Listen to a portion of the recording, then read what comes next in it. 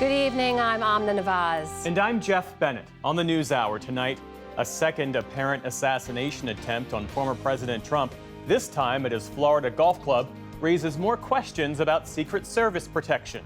TikTok fights for its existence in court, the legal challenge to a law that would ban the app in the United States. And on another deadly day in Gaza, the United Nations Coordinator for Relief discusses the dire circumstances there.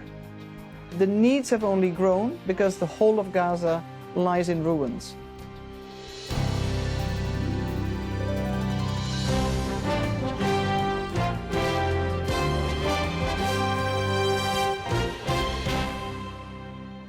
Major funding for the PBS NewsHour has been provided by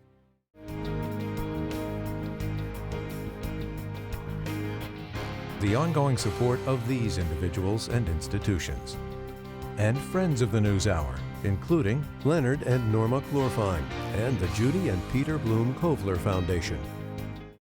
Two retiring executives turn their focus to greyhounds, giving these former race dogs a real chance to win. A Raymond James financial advisor gets to know you, your purpose, and the way you give back. Life well planned. The William and Flora Hewlett Foundation, for more than 50 years advancing ideas and supporting institutions to promote a better world at hewlett.org. And with the ongoing support of these individuals and institutions.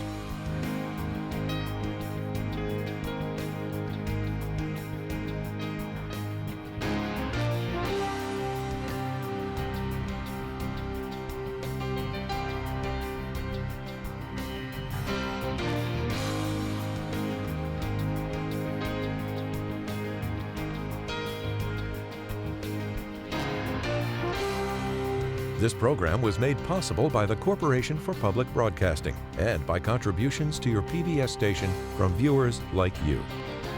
Thank you. Welcome to the NewsHour.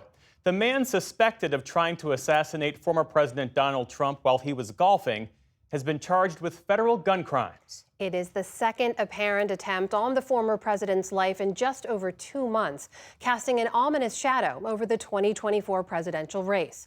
Laura Barone-Lopez begins our coverage. An FBI investigation is underway, one day after the U.S. Secret Service thwarted an apparent attempt on Donald Trump's life, just on the other side of these palm trees.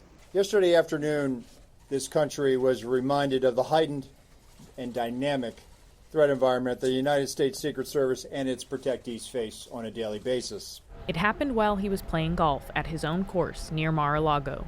No injuries were reported. Law enforcement remained clustered outside the perimeter throughout the night. In Washington today, President Biden responded to what now appears to be a second assassination attempt against Trump. Thank God the president's okay. The one thing I want to make clear, the service needs more help. And I think the Congress should respond to their needs if they in fact need more services. The Secret Service said an agent had spotted the barrel of a rifle pointed from shrubbery that surrounds the golf course. It was about 300 to 500 yards away from where the former president was playing. The agent immediately opened fire, and Trump was rushed off the course. The gunman dropped his weapon without ever having fired it and fled. The swift action of that agent doing his job, pushing out ahead, sweeping while the president was behind him several hundred yards and several holes away, out of sight from the gunman, did his job, and that was what alerted the detail, and the swift action is what triggered that. On social media last night, Trump credited the Secret Service's, quote, absolutely outstanding job for keeping him safe. The Palm Beach County Sheriff said the agency did exactly what it needed to do, even if security wasn't as tight as it could have been. At this level that he is at right now, he's not the sitting president. If he was, we would have had this entire golf course around it. Well, because he's not, the security is limited to the areas that the Secret Service deems possible. Soon after the initial encounter, local police and a chopper descended onto the scene. And body cam footage showed the moment authorities arrested the suspect on a highway about 50 miles from the golf course. A witness had tipped off police to a license plate number for the suspect's vehicle. He was identified as 58-year-old Ryan Wesley Routh. Officials recovered 2 backpacks and an SKS rifle with a scope, which were left behind on the outskirts of the golf course. And phone records show Routh spent nearly 12 hours near the property before being confronted. Today, Routh appeared in federal court, charged with possession of a firearm by a convicted felon and a possession of a firearm with a destroyed serial number. If convicted, he could face anywhere from 5 to 15 years in prison. A look at public records and Routh's social media history paints a picture of a once Trump supporter turned critic with a deep fixation on Ukraine and its war with Russia. Routh self-published a 291-page book on Ukraine and global politics, where he talked about the end of his support for Trump. He's been interviewed several times over recent years about his support for the Ukrainian war effort, and even traveled to Kyiv in 2022 in an attempt to join the front lines. My initial goal was to come and fight. Routh also had a decades-long criminal history that includes several misdemeanor and felony charges. He will be back in court later this month for a bond hearing and arraignment. In a post on X, Trump quickly blamed the incident on Democrats, specifically the so-called rhetoric of his opponent, Vice President Kamala Harris. And he suggested, without evidence, that violence, like the Sunday incident, would get worse unless undocumented migrants are deported. Meanwhile, in Washington, Harris put out a statement condemning the attack, saying, quote, "We must all do our part to ensure this incident does not lead to more violence." A bipartisan congressional task force is already investigating the first assassination attempt on the former president, when in July, a bullet grazed his ear at one of his rallies in Pennsylvania.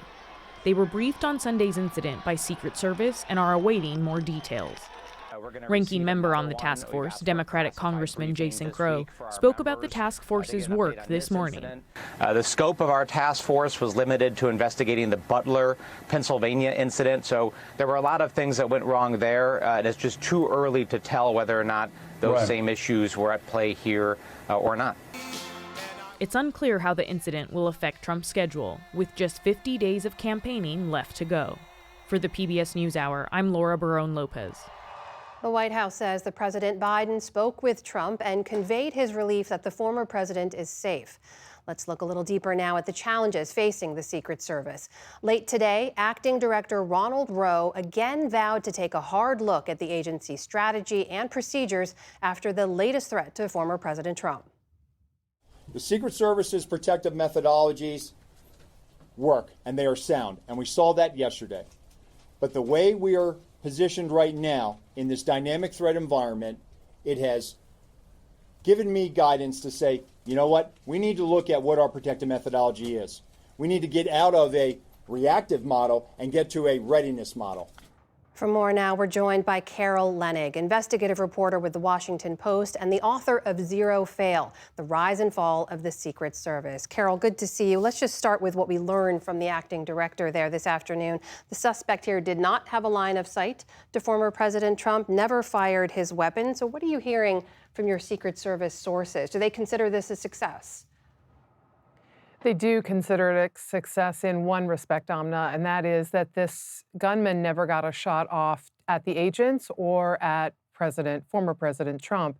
And that's a lot better than what happened on July 13th. In other words, they had a heavy contingent of agents with Trump while he was golfing on Sunday, people that were on the lookout for problems in the fairways and in the rushes and in the woods ahead of him, a hole ahead of him, and agents behind him, making sure there was nobody lurking behind Trump as he golfed. And that extra presence ended up being extremely successful in that an agent who was assigned to Trump's protection was a few hundred yards ahead of him before he was golfing and was able to spot this gunman and a barrel poking through the fence line.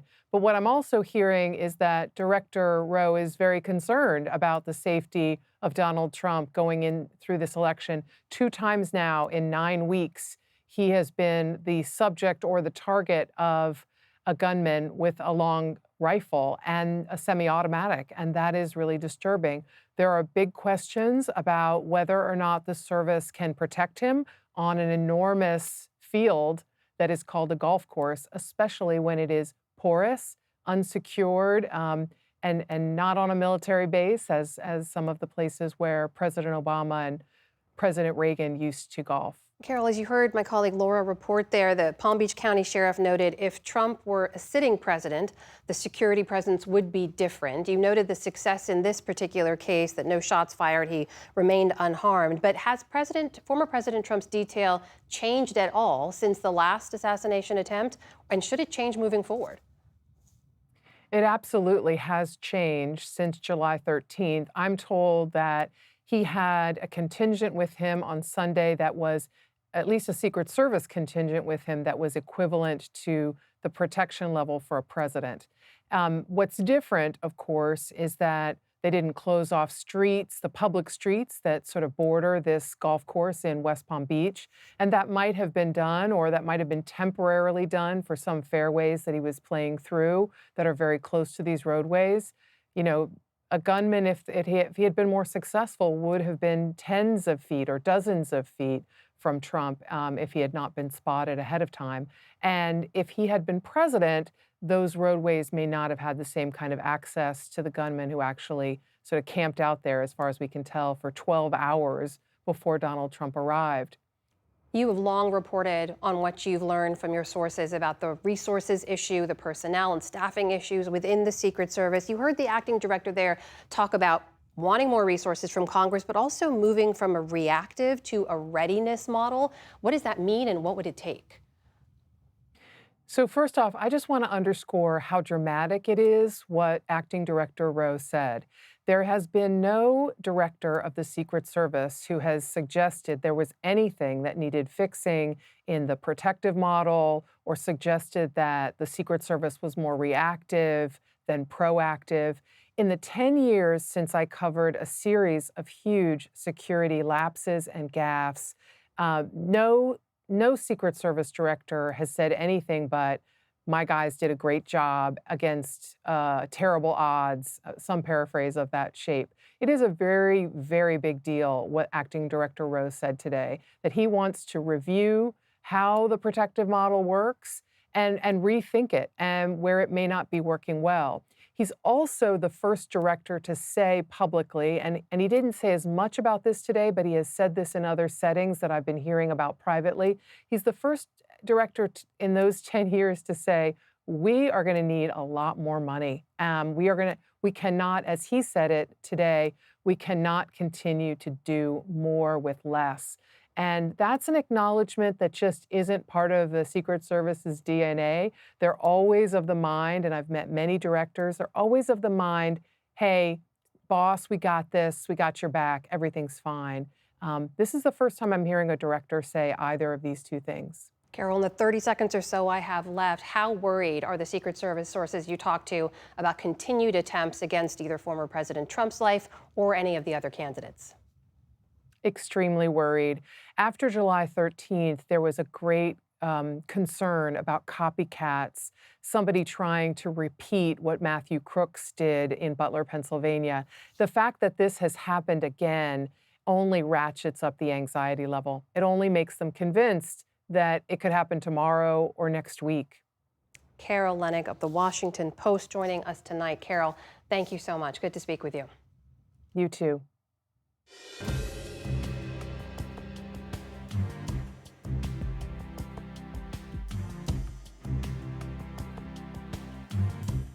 The day's other headlines start in Central Europe, where authorities say at least 16 people have died amid catastrophic flooding.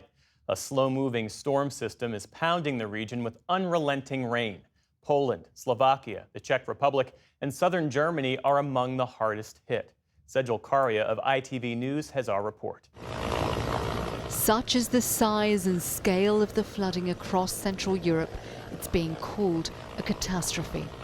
In Poland, raging rivers and torrential downpours have swallowed whole towns and villages in the southwest of the country, leaving people stranded on the roofs of their homes. This, the only means of rescue. Whole swathes of the continent submerged by some of the worst flooding to hit in 30 years, from Austria to Romania.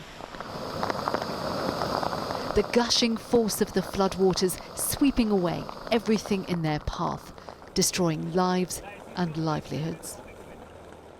The death toll rising from the devastation caused by Storm Boris. The waters in Kłodzko in Poland ripping through, leaving no stone unturned and no street and road untouched. The highest rainfall has been in the Czech Republic, in the town of Jesenik. They spoke of barely believable water levels. The water was rolling in here, this man said. The flooding here is a disaster. It's really terrible. In Lower Austria, the area surrounding the capital, Vienna, has been declared a disaster zone. 2 elderly men died here after being trapped by rising floodwater in their homes. A firefighter also lost his life. These are difficult, dramatic times, the regional governor said. The country and the people are under immense strain. And it could get worse in places before it gets better. More rain is expected today and tomorrow before drier conditions move in. And Storm Boris moves on. Italy next in its path. Sejal Karia, ITV News. Turning now to the Middle East, where Palestinian officials say Israeli airstrikes killed 16 people today across the Gaza Strip. One of the strikes crushed a home and a refugee camp in central Gaza, killing at least 10 people. Meantime, political tensions are growing within Israel amid reports that Defense Minister Yoav Gallant may lose his job. Israeli media say Prime Minister Benjamin Netanyahu may fire the popular former general. Gallant has become the Prime Minister's biggest rival in the cabinet. Speaking in Washington, D.C. today, Israeli opposition leader Yair Lapid, who is himself a Netanyahu critic, urged the Prime Minister to keep Gallant. I expect him to run the country better than he does in ways, and I sure hope he will not fire Minister Gallant, who's doing a good job under terrible circumstances. For its part, the U.S. State Department today said that the U.S. continues to engage with partners like Egypt and Qatar to try to present a revised ceasefire proposal for Gaza, but no timetable for such a proposal has been provided. The U.S. State Department has marked the 2-year anniversary of Mahsa Amini's death in Iran to call on the country's new president to do more to protect women. The 22-year-old died after she was arrested by Iran's morality police for allegedly not wearing a headscarf properly. In a joint statement with other nations, U.S. officials urged the new Iranian administration to ease pressure on civil society in Iran and to end the use of force to enforce the hijab requirement. Amini's death sparked mass protests around the world. A crackdown in Iran killed more than 500 people and some 22,000 were detained. A gas pipeline that exploded in the Houston suburbs this morning sent a geyser of fire into the sky. A nearby neighborhood and some schools were evacuated. Officials say some homes caught fire. Firefighters tried to contain the flames. The operator of the pipeline says the gas feeding the flames was shut off, but that it could take hours or longer for all of the material to burn off. Officials say the focus is on keeping the fire controlled. All the resources that can be extended are here and present. Again, we're just in a containment mode to any of the facilities that are in close proximity. One firefighter suffered minor injuries. It's not yet clear what caused the blaze. The head of the U.S. Postal Service says he is personally fully committed to ensuring that all 2024 election ballots are delivered on time. Those comments come after a group of election officials raised concerns last week about the Postal Service's ability to deliver millions of ballots in November. In a letter today, Postmaster General Louis DeJoy wrote that some 650,000 postal workers are committed to providing a secure, efficient, and effective way for citizens to participate in the election. He added that in 2020, 99.9% of ballots were delivered within 7 days. Boeing says it's freezing all hiring and will consider temporary layoffs to offset the impact of an ongoing strike by factory workers. More than 30,000 Boeing staff on the West Coast are on their 4th day of a strike for better pay. Negotiations are expected to restart tomorrow. Boeing has seen a drop in orders for new planes after a piece of a passenger jet broke off back in January, sparking safety and production concerns. On Wall Street today, the Dow closed at an all-time high ahead of this week's Federal Reserve meeting. The index added more than 200 points, erasing its losses from earlier this month. The Nasdaq closed lower on the day, losing more than 90 points, and the S&P 500 made minimal gains. And a passing of note, Tito Jackson, one of the five brothers who formed the hugely popular Jackson 5, has died. He was the third of 9 children in what would become a legendary music-making family. That's him in the back left. He sang background vocals and played the guitar for the iconic group, which ignited the career of younger brother Michael Jackson.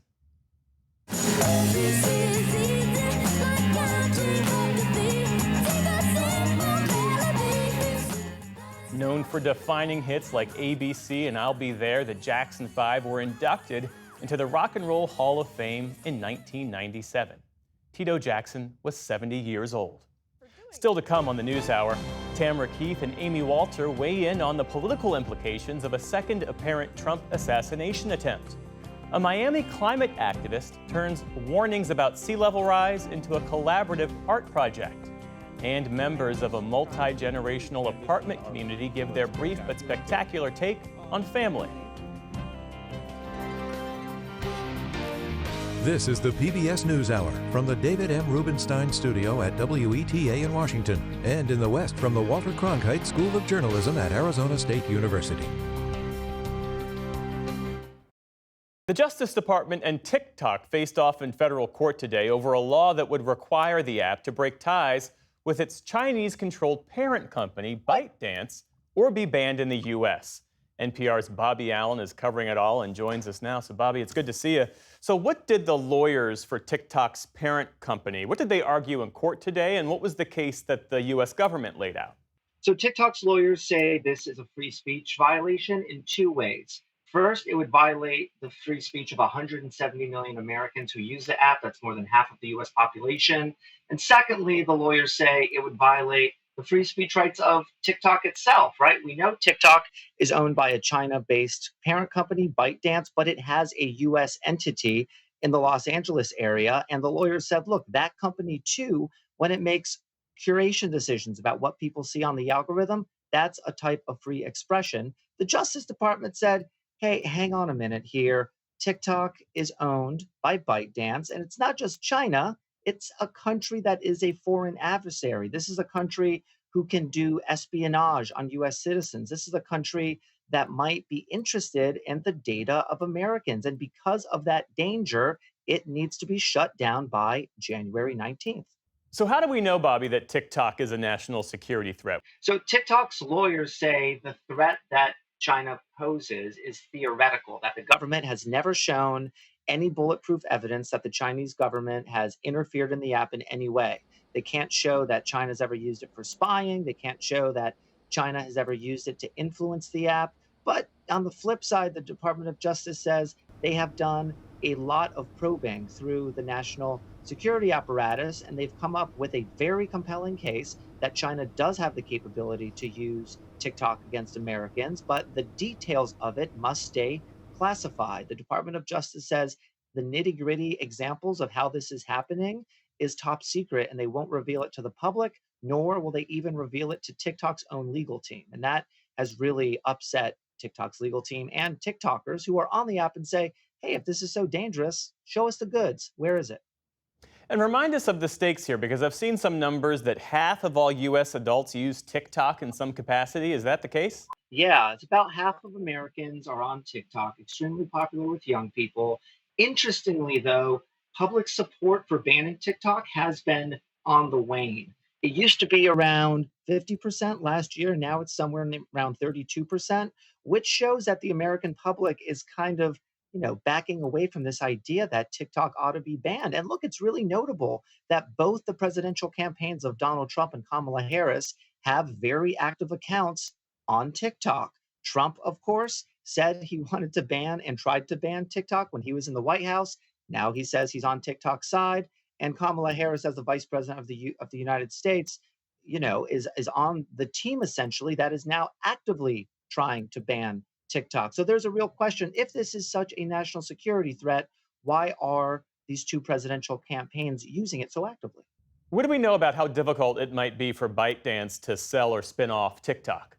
It would be very difficult for TikTok to sell because the Chinese government is not going to allow it. It would require the blessing of Chinese regulators, and they have said repeatedly that TikTok is not for sale. So that is one hurdle. But assuming they change their mind, it would be technically incredibly difficult to spin off TikTok for this one fact. 90% of TikTok's users are outside of the US. So imagine that scenario, right? There would be one version of TikTok that would exist in America, and then all these other versions around the world that technically would be competing with the American version. It would be a real disaster from a business perspective. And TikTok has said repeatedly, it's just not feasible. So to them, this is not a divest or ban proposal. It is just a ban.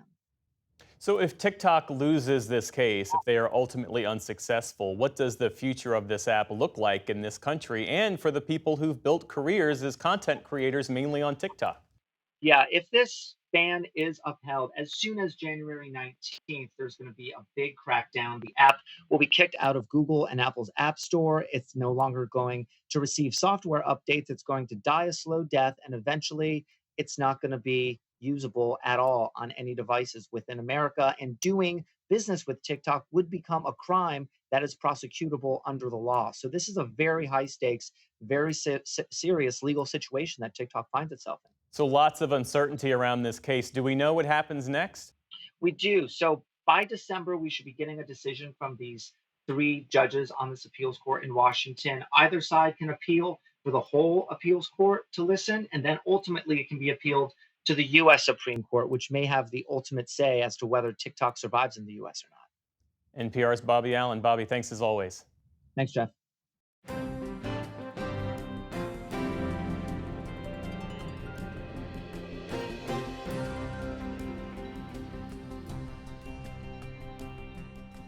Today, the United Nations called for an immediate ceasefire in Gaza, the immediate release of all Israeli hostages, and for humanitarian aid access to be unimpeded. Nick Schifrin speaks to the head of the UN's humanitarian effort in Gaza. Sigrid Kaag is a Dutch politician, a former first deputy prime minister, and diplomat with years of experience at the UN and throughout the Middle East. She is now the UN's senior humanitarian and reconstruction coordinator for Gaza. She's visited Gaza often since taking over the job earlier this year, and today briefed the Security Council. Sigrid Kaag, thanks very much. Welcome to the NewsHour. In that briefing to the Security Council today, you said the war had, quote, turned Gaza into the abyss. What do you mean? Well, everything is destroyed. Life has halted. Over 41,000 Palestinians have lost their lives, and over 90,000 have been injured. And in that group, you have a lot of women, children who've sustained life-changing injuries. So it is dystopian. It's also very strange when you go to Gaza, and I've been going in and out of Gaza over 30 years, to see that there's no building standing. The roads are destroyed. People are all huddled in tents. It's a total life-changing experience for everyone in Gaza and for those who try to work there, to render assistance. It is something that you cannot imagine, let alone describe. Let me highlight one recent success before we get to some of the specifics you just said. Thanks to agreed pauses in the fighting, the first of 2 rounds of polio vaccines have been completed and have reached 90% of Gaza's 640,000 children. How have the World Health Organization, UNICEF, and UNRWA managed to do that in the middle of a war zone? Well, this basically is because they agreed and worked closely with the Israeli Defense Forces. And at the political level, I've discussed this with the authorities, that there should be humanitarian pauses. The parties to the conflict have agreed, and this gave the space to actually reach people safely and securely. But it also meant we needed the cold chain to work, the equipment, the vaccines to be in Gaza, and thousands of volunteers to be in a position to actually do their job. It demonstrates that you need political will to achieve these kinds of operations because it's highly complex and highly dangerous.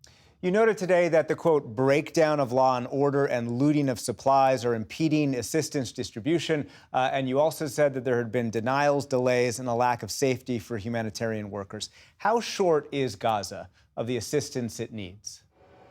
Well, the gap is significant, let's face it, and it varies from day to day. It depends on the volume that actually is allowed in, that gets cleared and checked, but also the ability for humanitarians to come to the checkpoints, to the crossings, to retrieve it, to then actually take it back to the warehouses.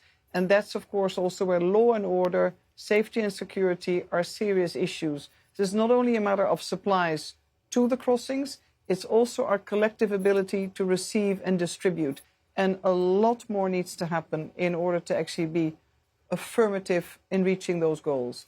The UN's Office for the Coordination of Humanitarian Affairs, or OCHA, says between the 1st of September and the 9th of September, only 62 trucks per day entered Gaza. But if you ask Israel, and Israel's coordinator for government activities in the territories, or COGAT, they point out that commercial Palestinian trucks are entering 163 just yesterday. So why can Palestinians bring in trucks at a scale that the UN is unable or unwilling to do? Well, I'm not going to make a blanket comparison here. What's important is that Gaza needs both. It needs humanitarian goods, because they're free of charge at the end of the day for the population, and it needs commercial goods. And the commercial sector has agreements with the IDF, but often it's the commercial sector from Egypt. It can also be from the West Bank or Israel.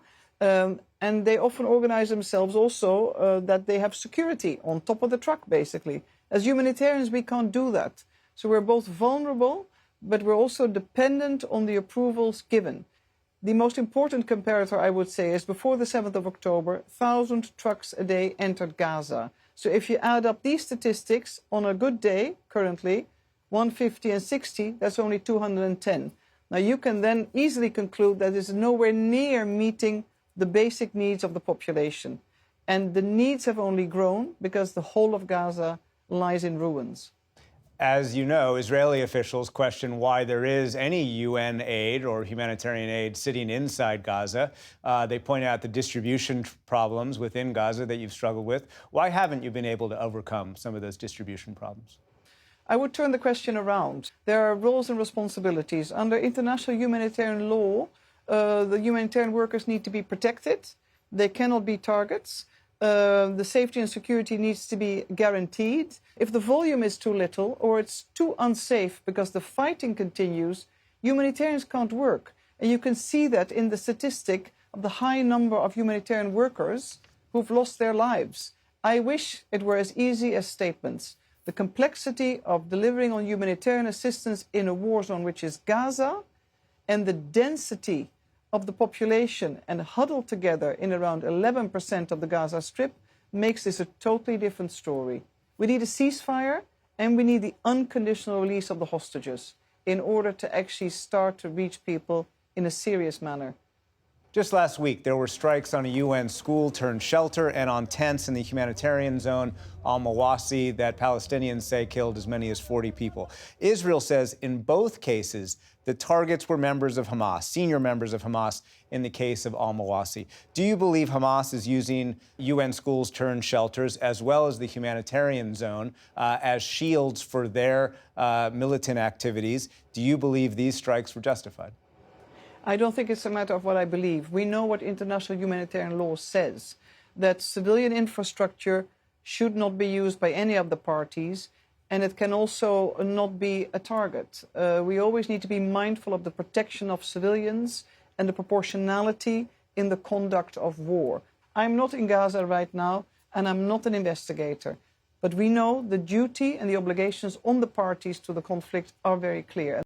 And finally, Sigrid Kaag, part of your title is reconstruction, and the Israeli military allowed foreign journalists to visit Rafah and the Philadelphia corridor that separates Gaza from Egypt late last week, and the images, frankly, looked like a moonscape. What will it take to reconstruct Gaza? One has to imagine, indeed, a moonscape, but with a very desperate population, a population that was highly educated, that is keen to have their children be learning again, a population that yearns for a ceasefire and the ability to restart what was left of their lives. So everything is needed. The cost will be humongous. An earlier damage assessment, a basic needs assessment done in March already indicated an initial cost of 18 billion. The cost of reconstruction will be significantly more. And this needs a long-term commitment, political, but also in financial terms. from the different stakeholders, but also private sector and investors.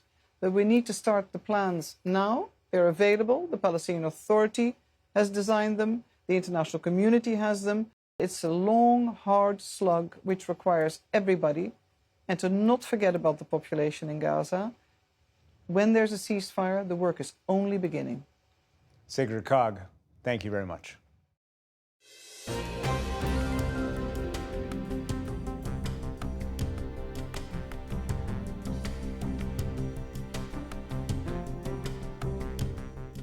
Let's return now to the apparent assassination attempt on former President Donald Trump and the potential political fallout. For that, we're joined by our Politics Monday duo. That is Amy Walter of the Cook Political Report with Amy Walter and Tamara Keith of NPR. Great to see you both. Hello, good to be So here. now the second apparent attempt on Mr. Trump's life in just the past few months. We should note President Biden, Vice President Harris, Governor Walz have all condemned the violence. Mr. Trump is placing blame squarely on Democrats now. Earlier on to Fox Digital, he said this about the shooter, quote, he, the shooter, believed the rhetoric of Biden and Harris and he acted on it. Their rhetoric is causing me to be shot at. Tam, there was a moment, a brief moment after the first attempt on his life in which it felt like politics was paused for just a moment. There's really none of that now. Have we grown numb to this violence? Well, it was a very brief pause. As the Republican National Convention was starting, there was this question, is former President Trump going to tone down his rhetoric? Are Democrats toning down their rhetoric? Are Republicans doing it at the convention themselves? There was some of that. It did not last long. It was very brief. This time, it does feel different. I think that the campaigns are treating it differently. Obviously, former President Trump is treating it differently. Partially, that's because the suspect didn't fire a shot. This was, although a close call, although an assassination attempt, and that's the way it's being treated by law enforcement, it was not, there wasn't a video of violence happening. Right. And I think part of that, there is less shock this time than there was last time. And I think that the political response is different. For instance, after the first assassination attempt, the Harris campaign immediately said, we're pulling all our ads down. No one's pulling ads down right now. Right. This campaign is 50 days, the election is 50 days away, and there just wasn't a beat. There wasn't a pause. Yeah, we we were polling right at the end of July. So basically 2 weeks after the shooting in Butler happened. And we were asking folks a lot of these same questions about who do you blame for this? Or should Democrats, I think we said specifically, is there rhetoric? We asked specifically about the rhetoric about extremism to blame for this assassination attempt. And Americans were divided 50-50. And what's interesting to me is they were divided 50-50 regardless of party identification. Usually, that is such a partisan question, right? Do you think Democrats are responsible for this? But I think part of the reason it was so evenly divided was that you didn't see the participation of either Trump or Democrats in this conversation. It was very much of we're talking about this person specifically who took the shot at Donald Trump. We are not making this into a political issue. Donald Trump did not make it as blatantly political as he is right now. So I would expect that we will see voters kind of follow where the politics go on this. The other sad and sadly predictable thing in this poll is we asked people whether they have concerns for political violence continuing. So this is at the end of July. What do we think political violence will look like going into November? 86% said they expected this. 86%. Yes, and post-election as well. And only 20-something% said they were shocked that something like this could happen. That echoes what we hear from law enforcement and national security sources as well. Meanwhile, speaking of political rhetoric, we should point out that the vice presidential candidate on the Republican side, J.D. Vance, continues to repeat baseless claims about the Haitian immigrant population in Ohio. He was asked about it this weekend on CNN by Dana Bash, and this was their exchange. Take a look. If I have to, but it wasn't just a meme, create stories so that the American media actually pays attention to the suffering of the American people, then that's what I'm going to do, Dana, because you guys are completely letting Kamala Harris coast. You just said that this is a story that you created. So the eating dogs and cats thing is not accurate. Dana, it comes from firsthand accounts from my constituents. I say that we're creating a story, meaning we're creating the American media focusing on it. So, Tam, Senator Vance's point here, what he's trying to say is that he's trying to get the media to focus on illegal immigration and Harris's border policies. Haitians in Ohio, we should note, are here legally. They're under a protected legal status. And we know now that this kind of rhetoric has led to the potential for real-world violence, threats against people in the community there, and evacuations. Why are they continuing to repeat these lies? Yeah, and Vance was absolutely unapologetic in that interview. And in fact, was critical of Dana for even suggesting that these threats that have been called into schools and other civic places in the community of Springfield, that would have anything to do with the rhetoric of Vance and former President Trump, who have both continued to amplify this, not back down, certainly not apologize. But that is the way of the Trump campaign, of the Trump political ethos, is to dig in and dig in and dig in. And what they might be doing here, there's a few things that they're doing. One, they are trying to get people to talk about immigration in a way that has people focused on dogs and cats and Haitian migrants and people who are here legally. So it's sort of an unusual way to get people to talk about immigration.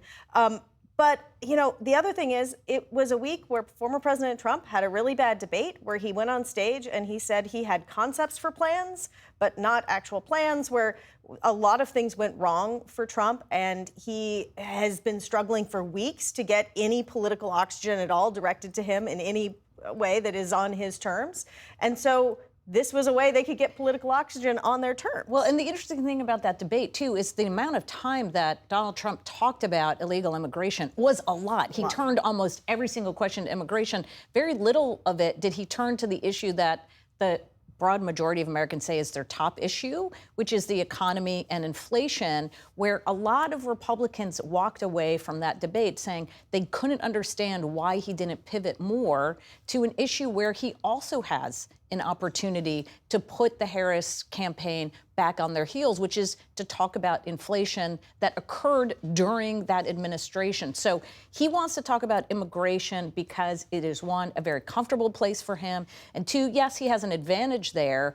And the other thing that Vance said that I think is important, by focusing on the media, saying it's the media that's giving Harris a pass, trying to do both things, shame the media and also try to shame the Harris campaign into doing more of these sort of sit-down interviews. The other thing is that the Trump theory of the case, the way he is going to win this race, if he is going to win this race, is by juicing his base, by getting his base excited, by reaching out to the very voters who got him into office. That's who they're messaging to. That's who they're messaging to. They're not trying to win swing voters with this message. This is all about the base. Before I let you go, Amy, I need to ask you about a recent Cook Political Report move when it comes to the Senate map. We know Democrats are on the back foot defending incumbents in red states. You and your colleagues just moved one of those races, Montana, from a toss-up to lean Republican. Why and what could that mean for Senate control? Yeah, so Montana is the weakest link, so to speak, for Democrats in trying to control their very narrow Senate majority. What we know about Montana, it's the most Republican state after West Virginia that Democrats hold. And Jon Tester, the incumbent, was able to hold on. He's been there since 2006, in part because he was able to rise above partisanship. He wasn't as associated with the National Democratic brand. That's getting harder and harder to do in this era. He has a very strong opponent, probably the strongest opponent that he's ever had. And polling showing that, he is running behind not just where a Democrat needs to be to win, but running behind his Republican opponent. And so this is one of, as Montana goes, likely so goes the Senate. And so if Democrats are unable to hold on to Montana, even if they win the White House, holding on to the Senate becomes incredibly difficult, if not really impossible. Amy Walter, Tamara Keith, always good to start our week off with you both. Thank you so much. You're welcome. Thank you.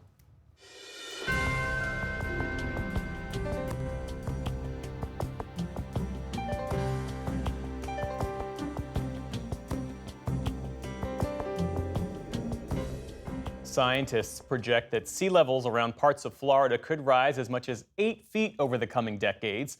The majority of Miami-Dade County is roughly 6 feet above the ocean today. And one local artist is doing what he can to sound the alarm. Jeffrey Brown reports from Miami for our ongoing coverage of the intersection of art and climate change and our series, Canvas. You're at 10 feet, you're at 5 feet, you're at 8 feet, you are at 4 feet. At a community event in northern Miami, artist and climate activist Xavier Cortada is reminding residents just how vulnerable their homes are. Each number represents how many feet a property sits above sea level. The idea, says Cortada, to make people aware and get them talking in a city where sea level rise is becoming an existential crisis. It calls out the problem. It literally creates this process where neighbor tells neighbor, these are the facts. This is the quantifiable problem that we have. His underwater project starts with a visit to this website where participants enter their address and discover their home's elevation. After writing that number on a sign designed by Cortada, residents place them in their own front yards. That's what my art is about. You invite your neighbor to get in a conversation with you about that, and together you begin to figure out what you can do about it. And enough of that happens, I think we can begin to move the needle on this. Cortada grew up in Miami, the child of Cuban refugees. His interest in art began at a young age watching his father and uncle paint. As a law student in the 1990s, he became involved in addressing a variety of local community problems, including drug abuse and gang activity, and began to see how art can be part of such efforts. A 2006 fellowship in Antarctica, where he saw up close the impact of climate change, changed his life, and his direct commitment to using art as a tool of activism. By 2022, he'd become the inaugural Miami-Dade artist in residence. I think art plays that role, and I think artists are thought leaders. I don't think they're decorators. I don't think they're object makers. I think they help frame and invite society to see and approach things. A painter, sculptor, and University of Miami professor, his objects tell a story of rising seas, as with these concrete elevation sculptures, which he places in public parks across Miami. Always, he wants to reach people where they are. I think that's the kind of area where Xavier's work is really important. Jennifer Posner is Director of Programs for the University of Miami's Climate Resilience Academy, which supports research and solutions to address climate challenges. He's able to reach communities in a way that brings attention to this and makes them aware of what's coming in an approachable way, in a way that they can kind of connect with. She says art projects like Cortada's are especially important to reach the communities most vulnerable to climate change.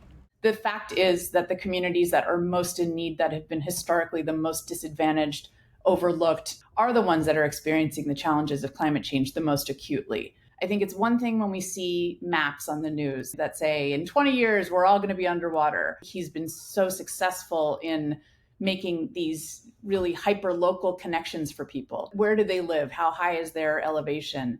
And what does that mean for them? Our planet is in a little bit of trouble. A critical part of Cortada's work, connecting with younger generations.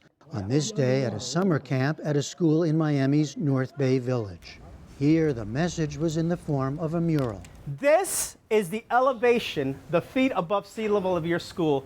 Taking it all in, 18-year-old Ezekiel Salvon and 13-year-old Alan Diaz.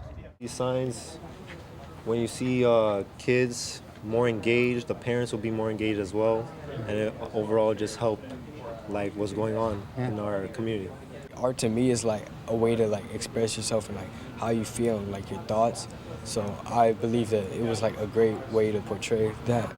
Cortada well knows the political and other tensions over climate change and possible solutions, but he avoids that framing.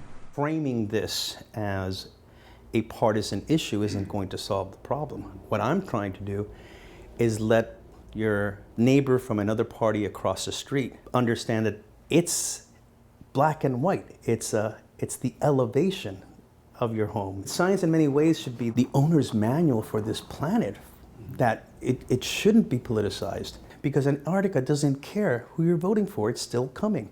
Jennifer Posner, who works with a wide variety of community groups and government officials on climate resiliency efforts, believes artists can make an essential contribution. Artists, as usual, are sort of ahead of the curve in this way. And this is going to be a very helpful entry point for policymaking. And for Xavier Cortada, it's personal. The son of Cuban refugees who've seen their entire island and governance and nation fall apart, and understanding that the only place I've ever called home will not be here. Within a century. He hopes soon to have thousands of yard signs and several hundred elevation sculptures across Miami-Dade County. For the PBS NewsHour, I'm Jeffrey Brown in Miami.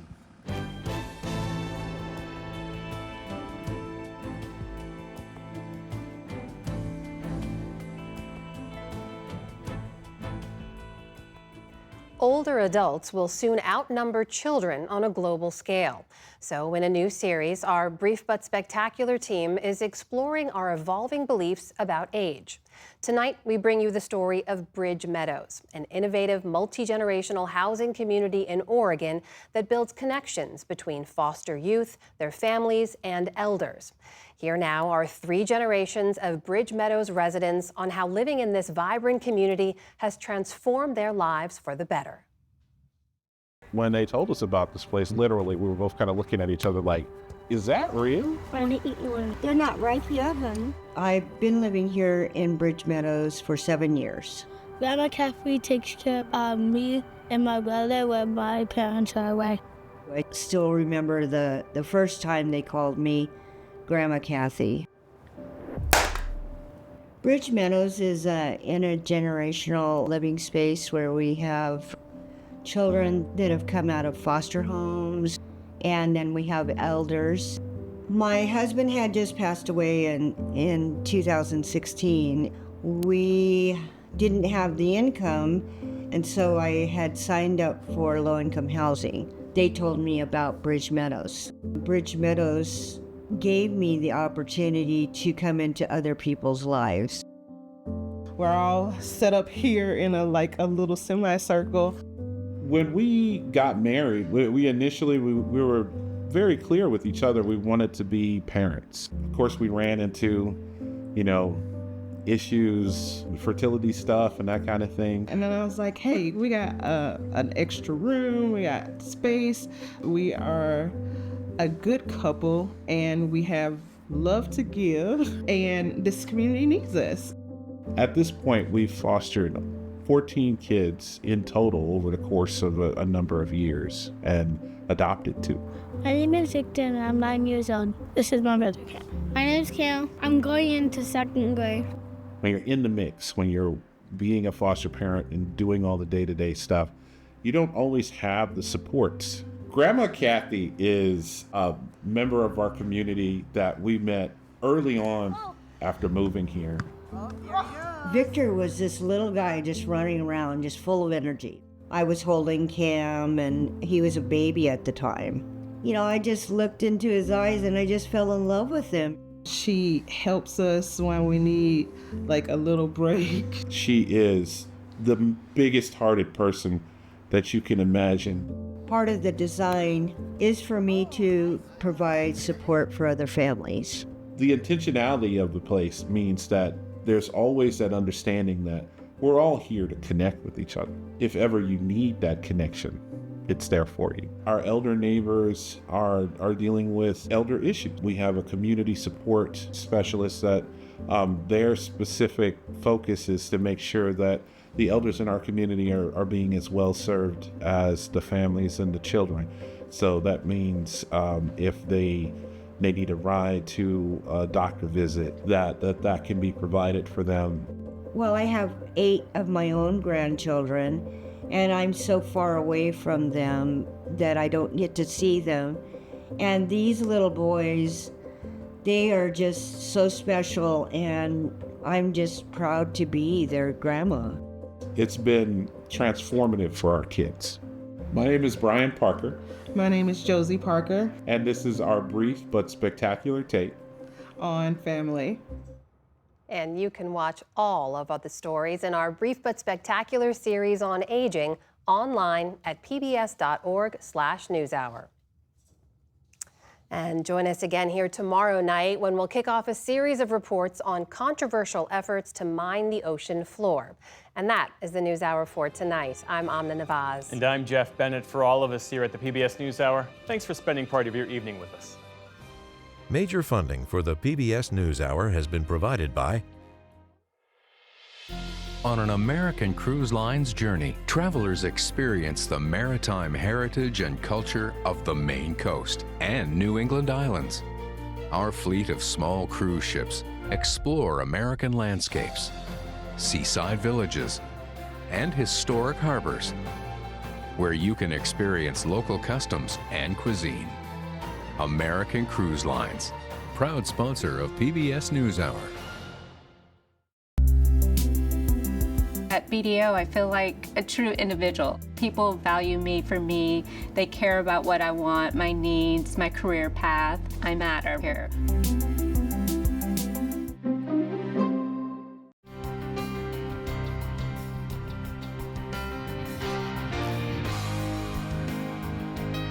Supported by the John D. and Catherine T. MacArthur Foundation, committed to building a more just, verdant, and peaceful world.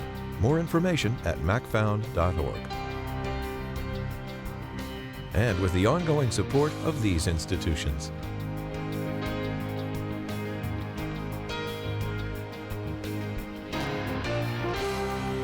This program was made possible by the Corporation for Public Broadcasting and by contributions to your PBS station from viewers like you. Thank you.